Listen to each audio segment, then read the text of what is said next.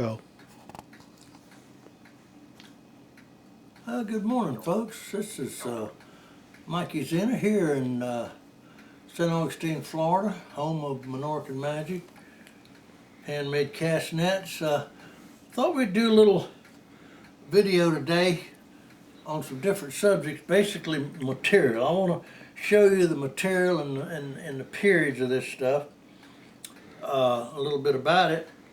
First, I just finished this nice little 6-foot Dacron bait net, and you've heard me talk about putting a double row around the bottom.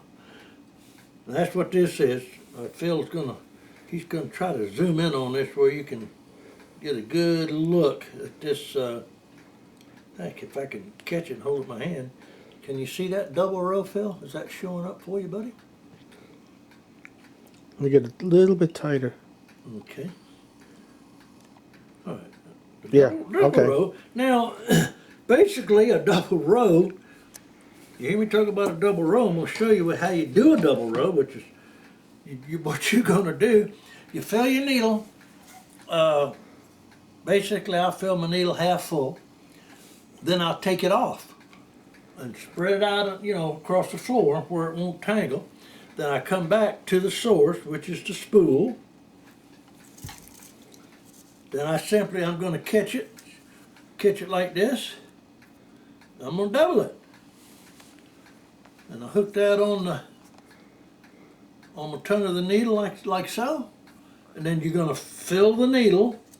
You're going to have half coming off your source, your spool of twine that you're using. Then the other half is what's on the floor. So that makes your double row. Then when you get to the end, you cut it off and there's your results. All right, enough of that. Let's go to a little bit of history. I want to show you some different things because I've got samples of stuff, and I'm only going to go back 250 years. That's as far back as I'm going to go. That's when our Minorcan ancestors settled in St. Augustine in 1777 for good. They spent the first 9 years down in New Smyrna, and the surviving 600 or so walked up to St. Augustine and took refuge here in St. Augustine, and that's when they really got into, fishing for survival. Now let's talk about materials that would have been used by them. This is linen. Linen is thousands of years old. I don't have to, you know that. Linen, they make garments today. I mean, as we speak, linen is, can you see that? You get a good look at that, Phil? This is an old needle, 100 plus years old, probably 150 years old.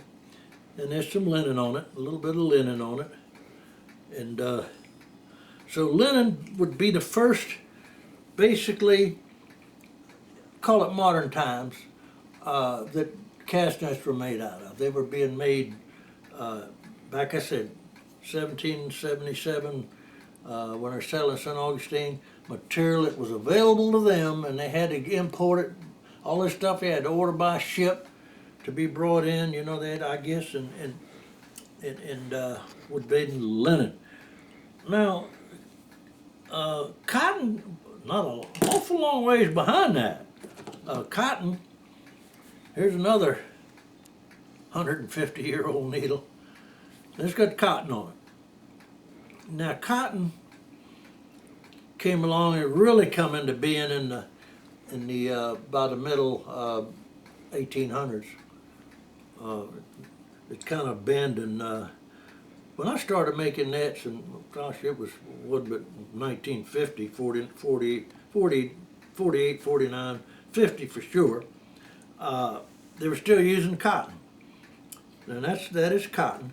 There was 3 basic sizes on the cotton. They used a 620, a 920, and a 1220 were the basic 3 sizes that you used for making cotton nets.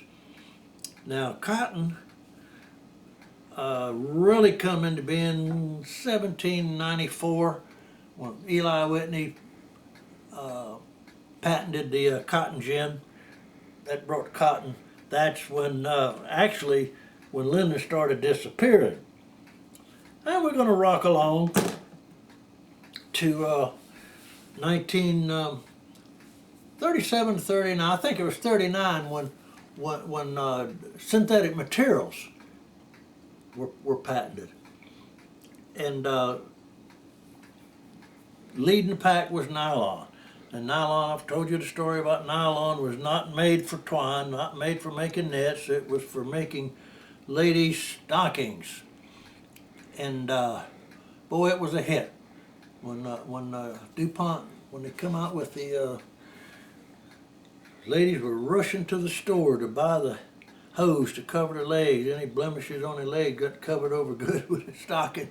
Anyway, then you know what happens in 41. You've heard this story. The war comes along, you can't get nothing. And I was born in 41, so anyhow, but it was about after the war ended in 45, things started loosening up, and then you started getting material on the, and that would have been cotton, would have been the first one. And then we're going to fast forward now to 39, after the war ended, when synthetic materials, nylon. Okay, I've got some different types of material here. This one, it's yellow with age. This one here is, and it's taped on there. Okay, this is your first bonded nylon. It was manufactured by Tanglefin was the name of the company. The brand was Tanglefin. The number of this, because I made nets out of this when it first hit the market, was 277. That was the number of it, 277. That's about like a number 5 nylon of today. But that is the first bonded nylon, and that was available about 57, I would say. I would say about 1957. These dates I'm going to give you are not exactly perfect, but anyway, that's your first bonded nylon. Before that, now this is a nylon here, just a twisted. This would have been made by oh heck, who's the name of the people that made this darn thing? It wasn't very good. Knots wouldn't stay tight in it. Gold metal brand. They didn't stay around all that long, but that was the first, probably the first nylon available was this. And when I started making nylon nets about 1955. That's when nylon really became available, and it improved after that. But I want to show you something here. Here's something here. Now this thing here is, it is called Nycot. N-Y-C-O-T, N-I-C-O-T. Long since, it didn't stay on the market long. It was a combination of nylon and cotton. It was a flop. I did make a few nets out of it. It knitted beautifully. I think it didn't sell. I think the purpose really didn't make any sense. But anyway, that's what this is. This is Nycot. It's called Nycot, and that's probably one of the only ones still left around. All right. Then of course, your more modern day nylon that you buy today. This was available by 1960. Stuff had really improved. Quality of stuff had really improved. You've got Memphis Net and Twine burst on the scene with, to this day, that's the place you want to go to if you want to buy nylon or foot line and poly ropes and stuff. They're the ones to go to. All right, enough on the nylon. And then there's two different, I want to show you two different monofilament. Now, Phil, get a look at this. This is before, I want you to see this stuff. This is before 1959. This is a monofilament that was out in the early 50s. And you've heard me say this. This is fact. Before 1952, all webbing was made by hand. It was 1952 when the Japanese patented the webbing machine and believe it or not, they were making nets. They were making webbing out of this stuff. Can you see how thick this wire? It's like wire. This was a hand line, by the way. Would have been used for snapper fishing out in the ocean. Actually, what it was. And but anyway, see how that thing wraps around that? I guess they held this in their hand and went around like this with it. I don't know what they did. But this is stiff ass stuff. Excuse my French. This is stiff stuff. And 1959. All this is DuPont stuff now. DuPont company. Now we'll fast to 1959. DuPont patented a new, more pliable nylon monofilament, and the same as we have today. You can't see this. The camera probably not going to pick this up because it's just about clear. But this is your modern monofilament. If you were going to make a hand knitted net, this is the stuff you would use here. It's much more pliable. Can you see that good, Phil? You picking that up good? Okay. Now, and we rock along for a good long while. I didn't get involved in Dacron until probably about 10 years ago. Well, I had somebody wrote me, emailed me, want to know if I made nets out of braided material. And right away I started looking, and the only braided material I could find in nylon was from number 9 on up. It's too big to knit. The knots are too big. That's another thing about this. Go back to this right quick. That double row. Show close up. Some people use a solid line, and they'll go to like a 9 or bigger, and the knots are too big. I don't like it. I've stuck with the double rows. Have been around for as long as I can remember. I've got a 9-foot cotton mullet net that's I know it's 100 years old.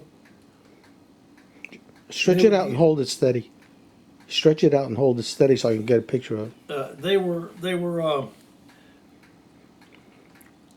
They put 7 double rows on the top of that net and 6 or 7 double rows around the bottom. But that's the way they made that net. But anyway, again, enough of that. Now, I got interested. I couldn't find the, so actually the first thing I got involved in with braided material, let's go one thing at a time, was, you don't want to go here, spectrofiber. I got a call from a guy yesterday. He's making a net out of spectrofiber. I said, why you want to do that? I don't know, it just struck his fancy. But this is spectrofiber, made by Power Pro.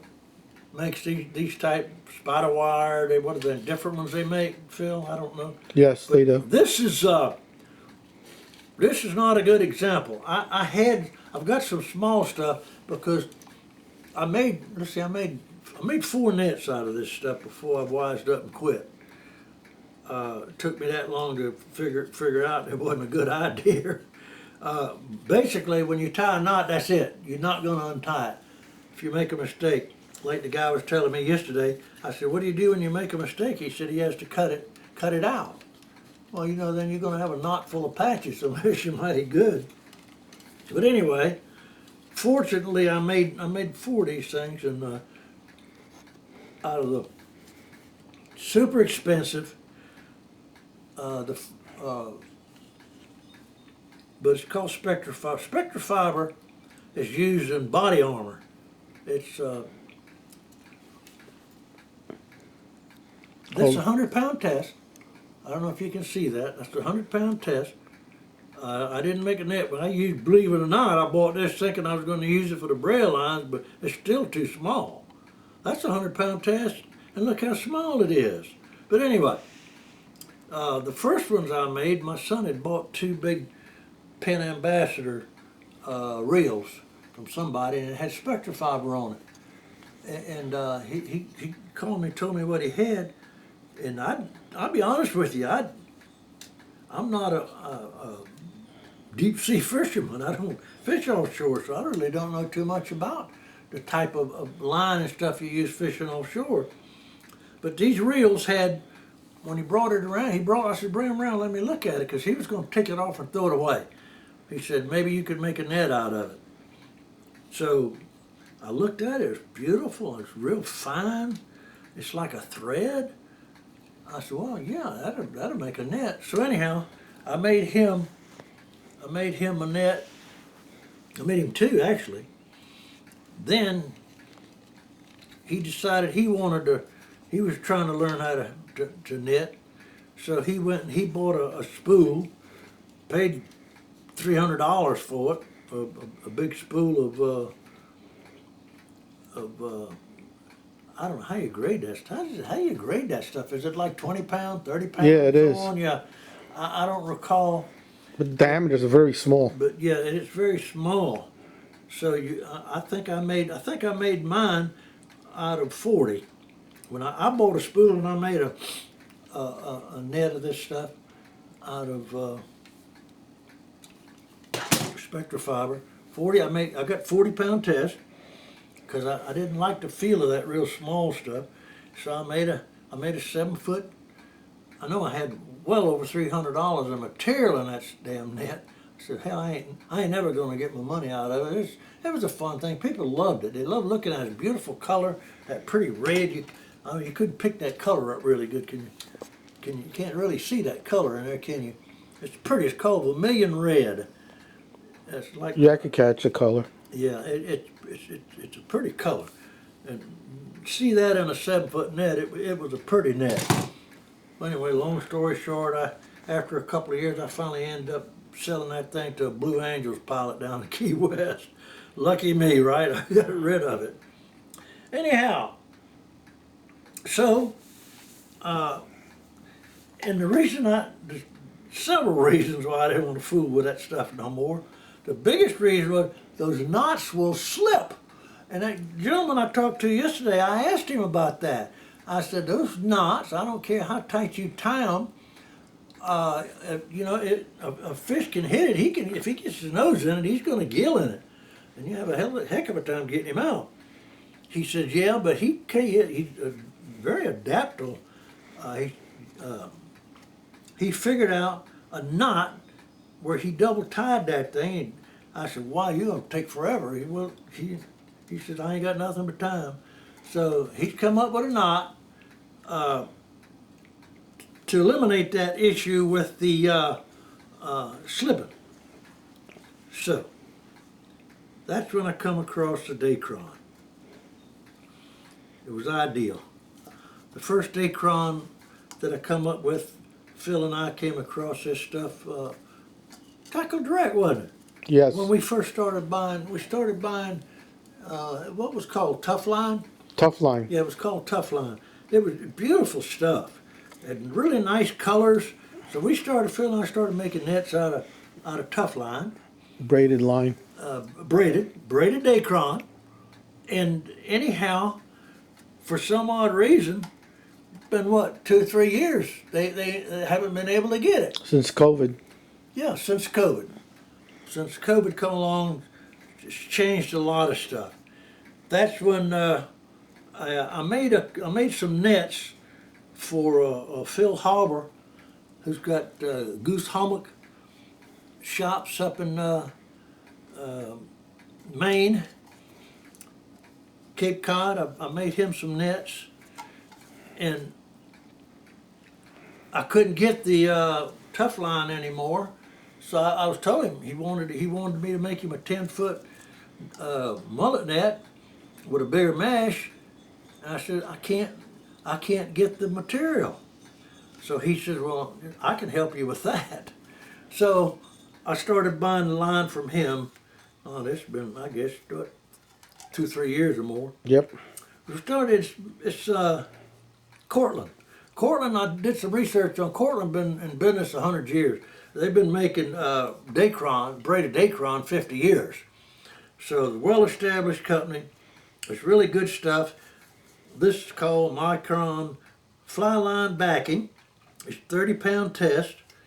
Knots, it's tied beautiful in it. As you can see, they don't slip, they don't slide. Super strong, doesn't stretch. And when you make a net out of it, believe me, you're gonna, whatever you throw it over, you're gonna catch. So I tell people that, for goodness sake, be careful with that fishing with that stuff. What you throw it over, you're gonna land. Either it's coming in the boat or on the beach, or you're going out in the water. One of the two. Whatever you want to do, take your pick. Whatever strikes your fancy on that one.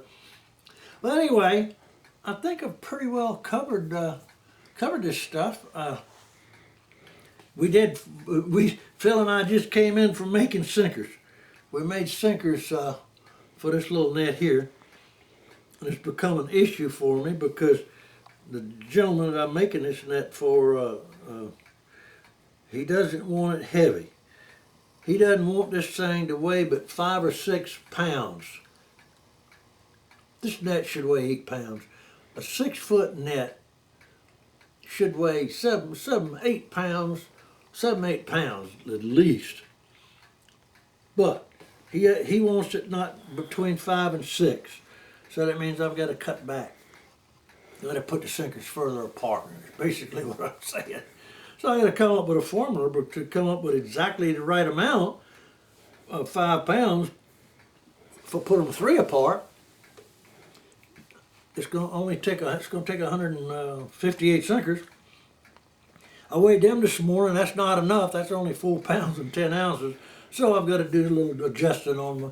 I'll take my calculator and figure that out where I can do an adjustment on that to get that net exactly the way he wants it. And anyway, if you want to, best email address to catch me at is probably Usinamike, that's USINAMIKE, gmail.com.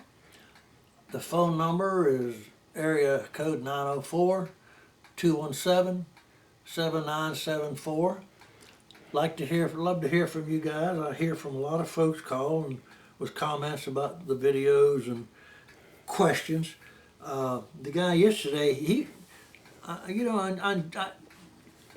you learn something every time you talk to somebody.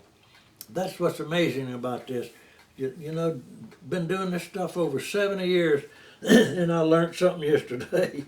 So I got to tell you, I enjoy talking to people because guys out there, they figure stuff out. They do things, and you've heard me say many times, the way I do stuff is not the best way or the only way, that's for sure. It's just the way I do it. It's the way I learn. Anyway, this guy, he was tickled to death about, he said, I'm addicted now. He said, I can't stop. Oh, that's good. I like to hear that stuff, and he's thanking me for the videos. He really enjoys it. I said, well, I'm going to do one tomorrow. So tune it in. I'm bad with names. I forgot his name. I knew it. He gave me his name, but I promptly forgot that. But anyway, I guess we've covered everything, Phil, unless you want to add anything. With all of that said, you guys take care of yourself, stay safe, and any questions, don't hesitate to call me or email me. I don't think there's anything I can't answer for you, except sinker molds. You can forget that. But I've got somebody actually working on that issue, so maybe someday I'll have some information for you on sinker molds. They don't make them anymore.